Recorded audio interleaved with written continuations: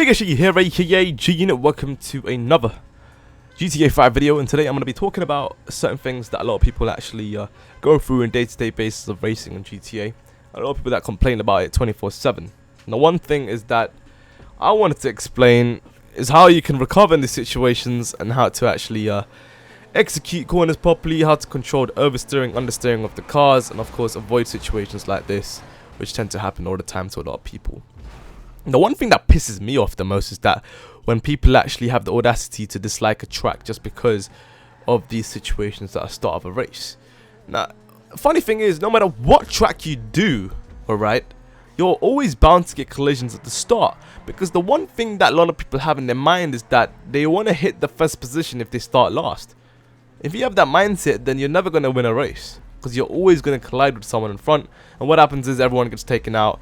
And quite often you cost yourself that time that is required for you to catch up to the front, if that makes sense. Because think about it this way, using your brakes and avoiding collisions is always the better option compared to barging your way through someone and hoping for the best. Alright, it's that simple. That concept you got to understand. If you understand the concept, then racing should be quite straightforward. After that, a few factors obviously come into play: understeering and oversteering. You need to be able to control that in order to obviously execute lines properly as fast as possible. Because sometimes when you push yourself around corners, quite often you'll understeer or oversteer and you'll go hit a pole or a tree and you're screwed.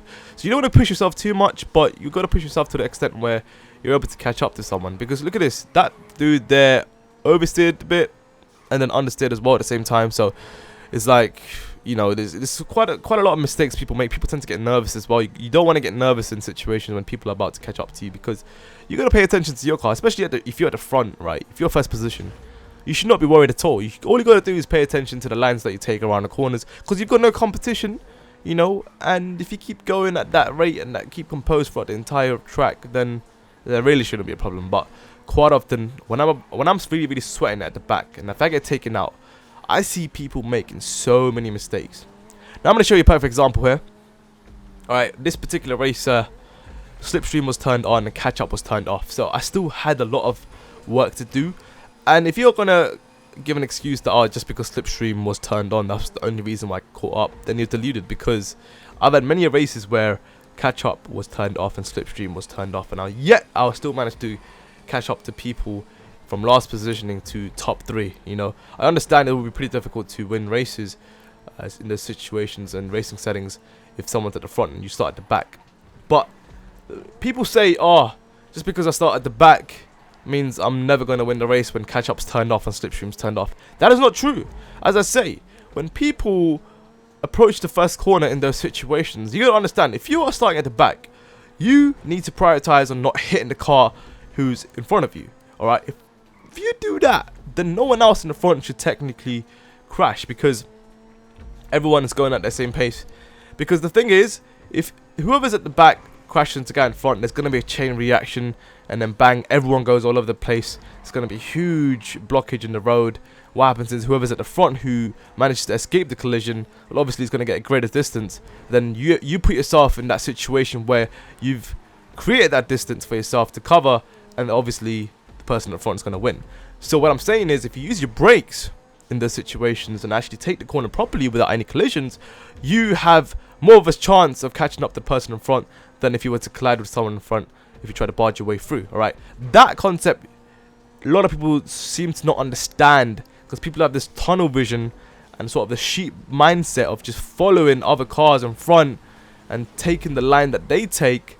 For example, say someone in front understeers, the person that follows that guy will most likely understeer as well. You got to pay attention to your car and the line that you take, alright, and not the car that is in front. Obviously, to a certain extent, because slipstream was turned on, and it's slightly annoying because, you get extra speed around these corners.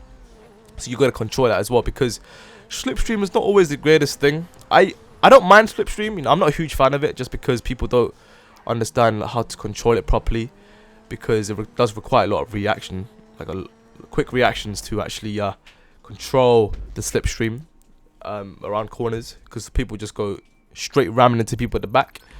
But I managed to win that race from that collision at the start, and it's doable with slipstream or not. If everything completely turned off, it doesn't matter, as long as you are controlling your understeering and oversteering at the same time. understanding the tracks, understanding the cars in front of you, making sure you don't collide with anyone, and getting the fastest lap as well. You got to try aim for the fastest lap, which was 1 minute 20 seconds in that case. But I mean, hopefully this somewhat helped. But as I said, explaining this is one thing and doing it is another. So it's all about practice. Make sure you do it. Just try to avoid collisions, guys. That's all you got to do. The first corner, just use your brakes. Just don't hit. Seriously, don't think about first positioning if you're starting at the back. Think about how to overtake the guy in front of you instead of going for the first position. It's all a step-by-step process, guys. So anyway, hopefully you guys enjoyed the video. If you guys did, make sure you guys hit the like button. And yeah, I'm sort of working on a green screen studio right now, as well as a new microphone that I'm going to be getting. So bear with me. I'm sort of working on a few things, and Chat Roulette will be back soon with sort of green screening that I'm going to be putting into that series. So everything's exciting right now. So I'll see you guys soon. Stay tuned for that content coming out pretty soon. Check it out. Good night. Peace. Yeah. Hey guys, Shaggy here, right here, welcome to another GTA 5 video, and today I'm going to be talking about playlist racing, certain problems and issues that Rockstar needs to fix and adjust, and